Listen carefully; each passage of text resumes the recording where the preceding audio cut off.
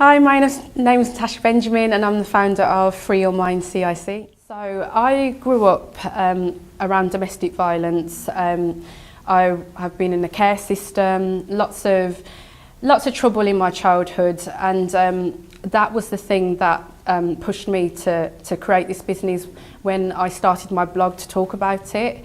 When I wrote this blog, actually, it wasn't to educate anyone. It was actually a personal blog to tell friends and family about how I felt about growing up this way. But I didn't realise it was a public blog, sorry. So when members of the public started reaching out to me and saying, I can't believe I'm finally seeing someone talk about this, that was when I knew I had to do something about it, and that was the moment that I knew I had to do something with this to help other people, because there were so many people that were saying this is my story as well. I didn't realise that you know, I didn't feel like I could speak out about this till I saw you doing it. And that gave me the motivation to be like, right, nobody else is going to live their lives in the dark with all this trauma that they've grown up with and not talk about it. It's time that people have that space to feel safe to speak out about such things. So that was really my drive to do it. I then made a Facebook page. It was really simple at the beginning. What else did I do? I made a Facebook page and a support group for people. Then I went on a sponsored half marathon myself and just got loads of people to sponsor me so I could build a website and make leaflets. And it literally just grew from there, really naturally actually. It was a really organic sort of process. I don't know if other people have been lucky like that, but I do think it was a really lucky moment in my life, because things just started to happen and opportunities started to come from all sorts of places. Probably when I met this lady called Ursula James. She's a quite renowned hypnotherapist, and I went to a workshop with her one day, and I remember Free Your Mind was still in this infancy area of just having the Facebook page and the group, and we did this whole workshop with her, and at the end I ran up to her and I said, oh, I've got this really good idea that I really want to do, and she said, oh, I'll help you. But I thought, because it's a workshop and everybody sort of surrounds the person that does the workshop, and she hands out a card to everyone, I probably won't hear from her. I'll send her an email, but I probably won't hear anything back. But I sent her an email, and she responded right away, and she said, I love your idea and I am going to help you. And she said, I don't think it's any mistake that we've met. Her actual real name, which I can say now because she uses it, is Ursula Benjamin. So there was like this weird synergy that happened straight away, and from that moment she sort of connected me with lots of different people in the mental health field and the domestic violence field, and that was a really big and great step for me. There was lots of little moments. So the mental health charity Rethink took me on board as one of their ambassadors, and Time to Change took me on as one of their champions. It was just a really one of those moments where momentum just built, and I just kind of went with it and grabbed every opportunity that came my way and used it as a vehicle to build Free Your Mind. So my education background, I wasn't very academic at school at all, because of my personal situation growing up, because my childhood was quite troubled. I was also very preoccupied at school and didn't really get to pay much attention. I luckily, scraped some GCSEs, some A-levels, and got an unconditional at university. I have no idea how, because I didn't make great grades at school. But I studied media, communication and culture at uni, and the funniest thing is I did it because I liked reading magazines, and part of it was journalism. Crazy, but that was my logic at the time because I didn't have a clue about what I really wanted to do. But I knew later on throughout the course, I realised that I probably wasn't doing the right thing, but I had to kind of see it through in the end. But yeah, so I had no business background or anything like that. It's all been marketing, but it's been really helpful actually in running my business because now I can do all the marketing and promotion and branding bits and pieces by myself. So that's really been really helpful. So when I first started Free Your Mind, I went on a business course, which was really helpful because it helped me look at how you do things like everything actually, the admin, the finance, which is my worst area. Literally everything. That was helpful because it gave me some background. I also have got a background in mental health first aid, which helps me do a lot of the support work that I do with the people that I work with. I also, gosh, there's so many things I can't even think off the top of my head anymore. Yeah, because the things that were making me quite nervous was like, can I really do this? I don't have a business background. I never grew up wanting to own my own business. I actually remember working full time and saying to one of my friends, I'm never going to run my own business. I'm one of those people that will never do that. I'll always work for someone. And it's just really funny how life, you never know where your life's going to go, because I said that and I believed it at the time.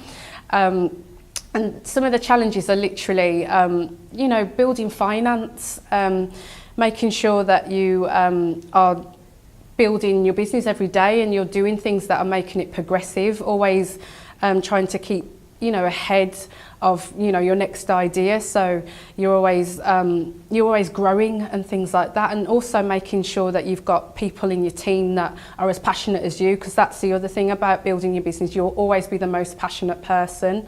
But if you can find people that are almost as passionate as you, then you're in a good place. I guess I didn't really think about how much time it was going to take and how much it was going to take out of me, because you literally have to pour everything into it if you want it to work.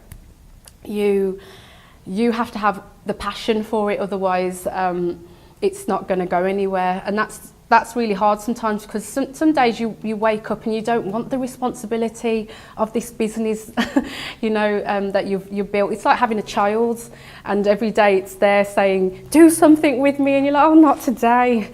That gets really, that can get on top of you sometimes. So I have to really manage my own well-being and make sure that I'm taking time out to look after myself as well as running the business, because it can really take its toll because you are responsible for how it's going.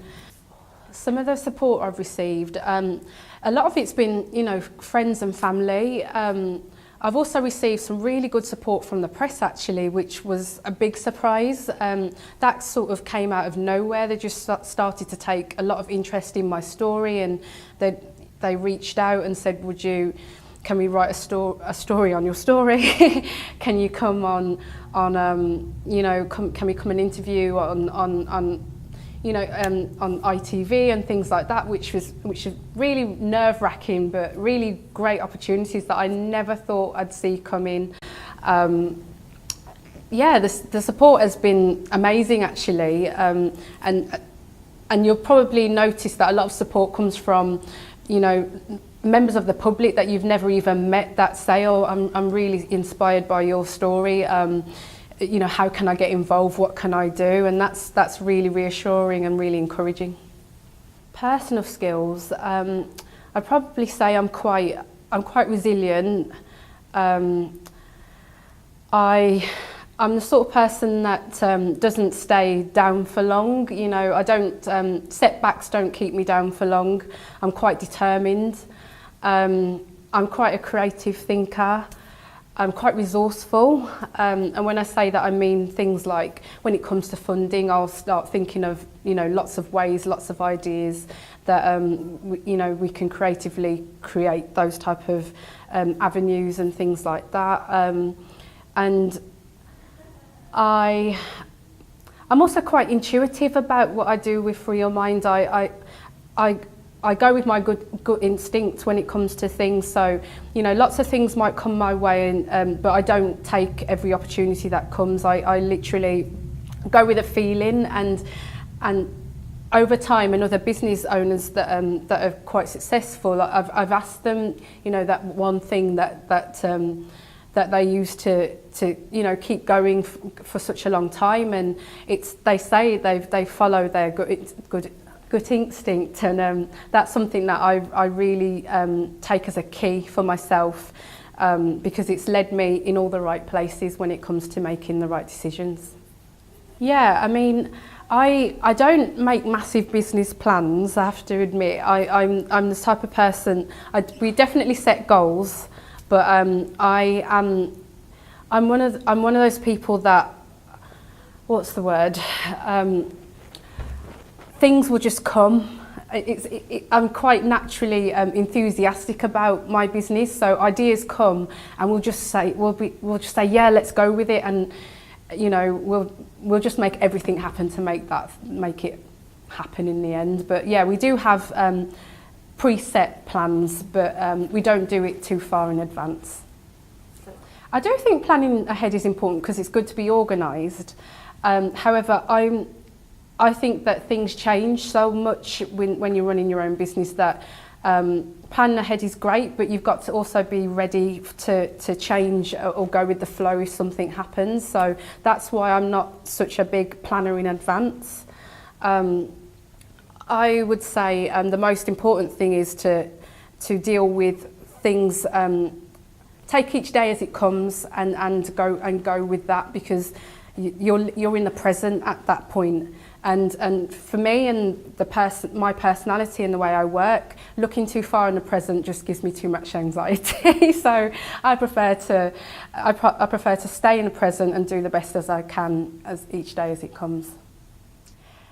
I see Free Your Mind with a bigger team, so we can support more young people and children affected by domestic violence across the country. I personally see myself still, you know, running the business, but also doing some more things that I enjoy, like self-care coaching, which is what I do on the side as well, which helps people to look after their own mental health and well-being, doing more of the trauma and healing work, which I love doing as well, and continuing to educate people on the effects of domestic violence on children. That's where I really come to life, and that's where I really feel like I add value to things. A few people inspired me actually in the beginning, then I've had, you know, more people inspire me since. Definitely Ursula James. She was a massive inspiration just because she showed me a way out of a way out of the way I was thinking at the time. She made me realise that running my business was possible, and that was something that, it was a nice idea at the time, but it wasn't something that I never really believed it could be what it is today, and she made me feel like it could be. And then there's also my big brother Omar. He was like a massive fan of me doing this, and be like, look what my sister's doing, and shared it with like everybody.